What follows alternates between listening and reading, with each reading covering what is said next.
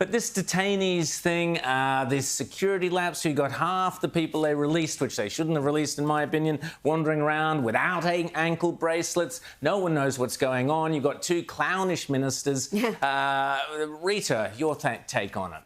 Well, I'm shocked they've got around half not wearing ankle bracelets. This is one of the measures that we were told was going to be taken, and yet they are just floundering in this area despite having a significant amount of time now to come up with some policies just to say we take this seriously, we're working on it, and we're going to ensure the community is safe whilst we have a long-term solution. But even the short-term solution, and James, the department official seems to also be clueless about what's happening, because a lot of the questions that were asked, he didn't have answers for. Well, there's been so much that's happened the past week in Canberra. I was there for part of it, and I can tell you what, the government had an absolute shocker this week here. I mean, they tried this little stunt here, Rowan and Rita, where they thought they'd put up this legislation that would make them seem all really tough on, illegal arrivals and all of that, giving them these new powers to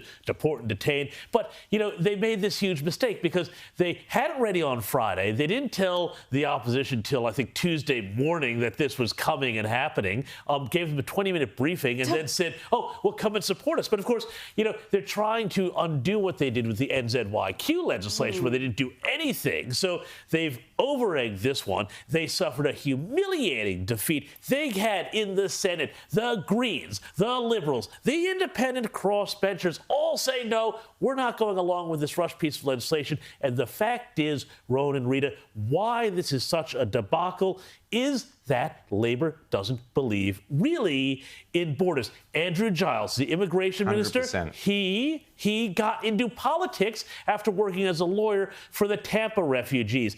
Anthony Albanese, as recently as 2015 at the Labor conference, voted with his own hand against a motion to make it easier on the Labor Party platform to turn back boats when safe to do so. So, their heart simply isn't in it, and that's why they keep making all these mistakes. Let's have a listen to Senator James Patterson in Parliament this week.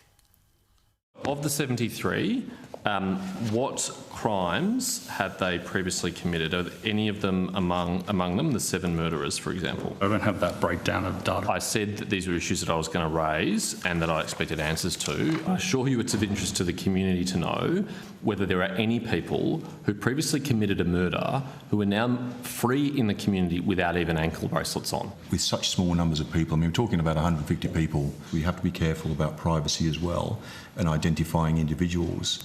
I don't want to know who they are, where they're from. I just want to know, how about the sex offenders? There were 37 of those. Are any of them in the community at the moment not wearing an ankle bracelet? And we took that on notice and we took the question as well. Anyone watching this hearing will see an apparent attempt to cover up and protect the government's interests here.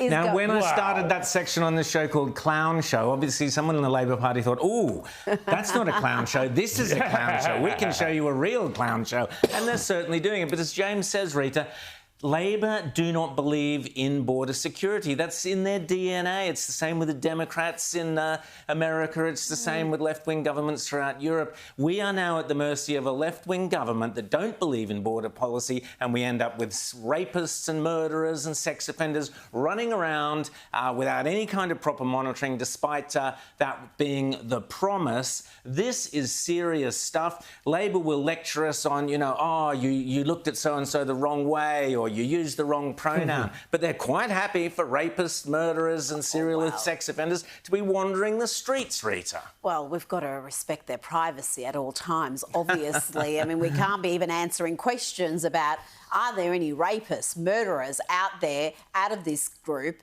who are not wearing ankle bracelets? How can you turn up and you don't have answers to those questions? You would think that would be a pretty obvious line of inquiry, but no. So we are none the wiser. There's a lot more questions that need answering. And it's the long-term solutions. I mean, all ankle bracelets are fine for the time being, but what is the long-term plan to make sure that Labor's got a hold of this because, like you're right, they don't believe in this. They've inherited a raft of policies that they acknowledge electorally are enormously popular, so they have to enforce them.